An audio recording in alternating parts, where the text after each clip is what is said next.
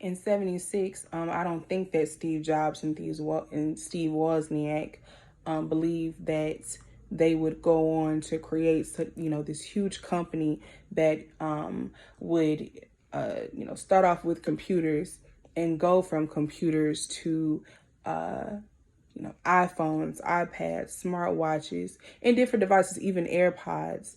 I don't believe that they thought that the company would start off like that, but Apple has set its own precedent and is in its own lane as far as technology. So the next question is, who were the main people that drove your company to success or failure? Apple is for everybody, regardless of age. It's, like I said, a user-friendly company. It's for everybody. But the main audience or people that have helped to drive, the company to its success are the Gen Z and younger millennials, which make up the bulk of people buying Apple products. And that, was according to a new study that the younger generations are device agnostic. They're a majority of the customers for iPhone, iPad, and Mac. And, and it's the younger generation, I think, that, continues to push, that the product and, the buying of the product.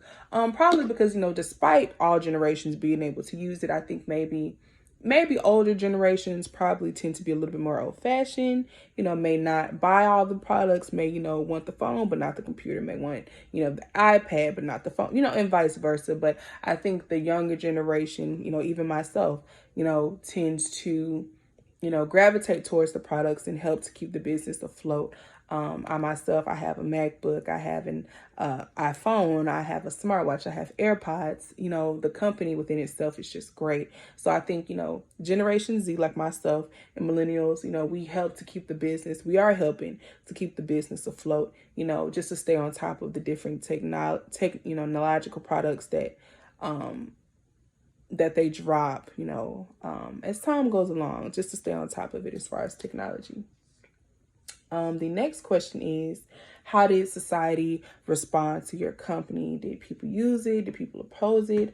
There are more than 1.46 billion active iPhones worldwide as of 2023. People have not opposed this company.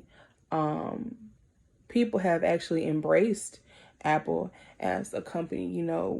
I think, the numbers speak for themselves with 1.46 billion iPhone users around the world, not just, here in the United States, not just in specific countries, but the numbers speak for, themselves as far as, people embracing the company, buying from the company, seeing the company as, beneficial to tech and, as, in everyday lives. People have really embraced the company.